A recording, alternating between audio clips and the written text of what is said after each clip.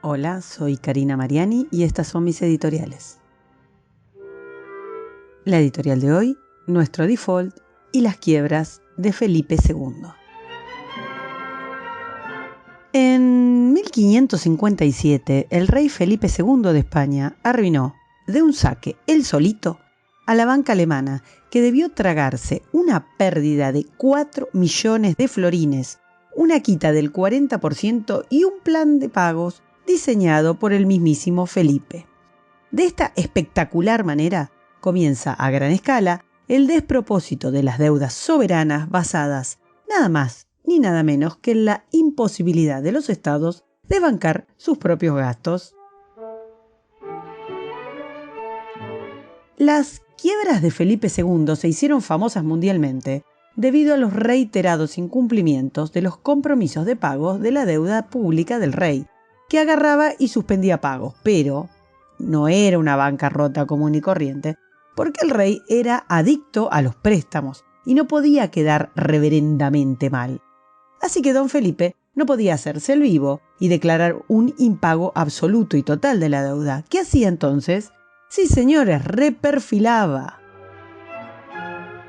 Siglos después, en el recinto de nuestro Congreso Nacional, y como en aquellos célebres discursos de Cantinflas en donde a índice alzado el cómico hablaba sin decir absolutamente nada, el señor ministro de Economía, el nuestro, Martín Guzmán, no ahorró en esfuerzos para confundir a quienes lo escuchaban explicar su plan para afrontar la increíblemente enorme deuda soberana argentina. Injusto sería decir que el ministro no se esmeró en tirar culpas a la Bartola, sobre todo a los mismísimos acreedores, tanto al FMI como a los tenedores de bonos.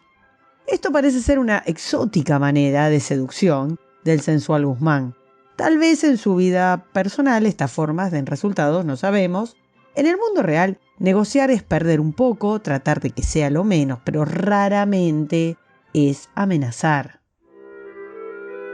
Los problemas haciendísticos de Felipe y de Guzmán son básicamente los mismos tantos siglos después, el costo extraordinario de sus administraciones. Claro que Felipe debía mantener al imperio famoso donde no se ponía el sol. En cambio, Guzmán debe mantener un estado presente, reventado e ineficaz, que hace demasiado tiempo dejó de cumplir con sus funciones elementales. Los gastos del rey Felipe no podían ser cubiertos ni siquiera con la llegada de los metales preciosos que traía la flota de Indias. Y los gastos del Estado argentino no pueden ser cubiertos ni con la presión fiscal más alta del mundo, sumado al préstamo del FMI récord Guinness del mundo mundial. De ahí la gelatinosa exposición que el ministro Guzmán hizo, en la que no escatimó maniqueísmo demagógico propio de quienes se saben contra la pared. Tiró frases como: es un proceso en el que hay que definir de qué lado estamos. Nosotros lo tenemos definido. Estamos del lado de la gente. ¿Perdón? ¿Y los jubilados no son gente? ¿Serán cebras? ¿Y los monotributistas qué son? ¿Tomates cherry, ministro? El resto del discurso fue bien tribunero. No vamos a permitir que ningún fondo de inversión extranjero nos marque la pauta política económica del país. Ajá, mira vos. ¿La plata la pedimos o no la pedimos? ¿Los diputados votaron estas deudas o no las votaron?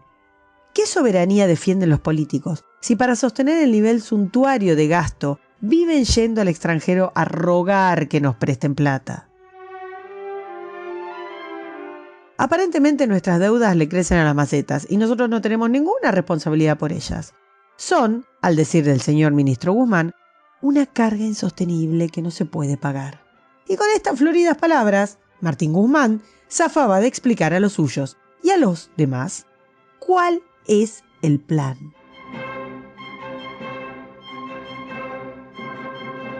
Lo cierto es que el no plan obedece a que el pobre ministro no sabe a quién él debe obedecer.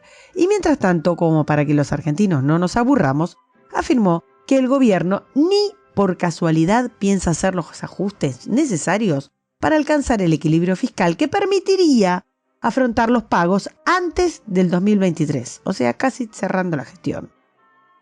O sea, que los tenedores de bonos escucharon de primera mano que por lo menos en esta gestión no deben peinarse porque en la foto no van a salir, salvo que acepten una enorme quita, cosa que, al menos al FMI, no se le puede pedir.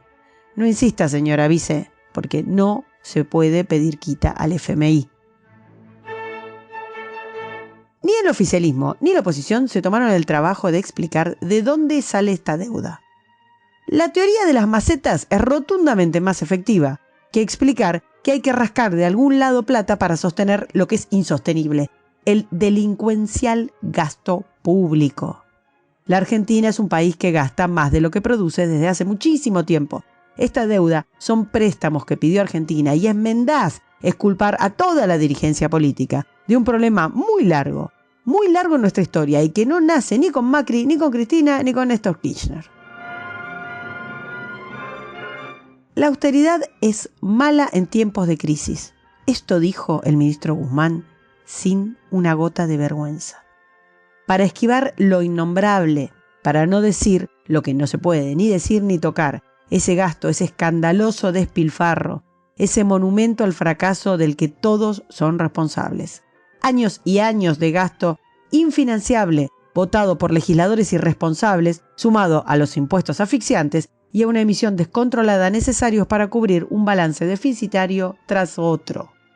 El gobierno propone ahora un nunca más del endeudamiento, llevado adelante por la inefable Comisión Permanente de Seguimiento de la Deuda. Esto es de no creer, para que el Congreso se involucre. ¿Pero acaso no fue el Congreso el que lo votó? El endeudamiento no es una atribución constitucional del Congreso, papas fritas. Ese mismo Congreso que la semana pasada le cedió el poder al Ejecutivo. Lo del FMI da para hacerse un festín. Así como un día te aprieta, al día siguiente te entrega un préstamo basado en los análisis de capacidad de pago del Mago de Oz. Otra no hay. El fondo es parte del problema. Es una herramienta política cuyos frutos deberían ser revisados. Y del mismo modo su obsoleta existencia. Mientras tanto, el sector privado, la economía productiva, la que genera riqueza y empleo genuino, se viene ajustando de una forma brutal y sistemática. Es más, se lleva ajustando desde que empezó a crecer la deuda y sorprendentemente el FMI se hace el desentendido con este detalle. Porque sin austeridad, sin equilibrio fiscal, ni crecimiento económico, ni creación de empleo, ni reformas estructurales, ni nada, no se entiende cómo remotamente se les ocurrió que esto no iba a terminar en default. Después de todo, no hay nada nuevo bajo el sol. Y así como Felipe emitía juros, que vendrían a ser los tatarabuelos de las letes, para poder patear las deudas enormes e impagables, estos juros se terminaban volviendo vitalicios, dados los innúmeros reperfilamientos que la corona les hacía. Porque prestar a los políticos es más peligroso que un tiroteo en un ascensor. Siempre será así, por los siglos de los siglos. El gasto se puede planificar, pero nunca pasa lo mismo con el ingreso. Si no, pregúntenle a Macri con la lluvia de inversiones. ¿Qué pasó? De suerte tal que el ministro Guzmán se presentó en el Congreso, aún sin plan económico, pero dejándonos en claro cuál es su mayor virtud, la de manejar la bola de cristal. Si no es este el caso, no se entiende cómo demonios sabe que si bien ahora no puede pagar un peso, en el 2023 sí va a haber un superávit para afrontar las deudas. ¿Y este milagro se va a alcanzar sin reducir el gasto? ¿Habiendo defolteado la deuda por chiquicienta vez y habiendo aplastado al sector privado? Aunque Merkel nos apoye, aunque Macron nos tire besos, aunque el Papa Francisco nos dedique misas y aunque Trump nos mande bombones, la realidad es que el Estado va a recaudar cada vez menos por una razón simple: no tenemos crédito. La economía está paralizada y la inversión es una utopía. Así que, señor Guzmán, ¿cómo vamos a pagar este gasto? ¿Y cómo vamos a pagar nuestras deudas? Porque a diferencia del rey Felipe II, a nosotros no nos llegan barcos llenos de oro de las Indias y nadie decente hace negocios con quienes no honran sus deudas.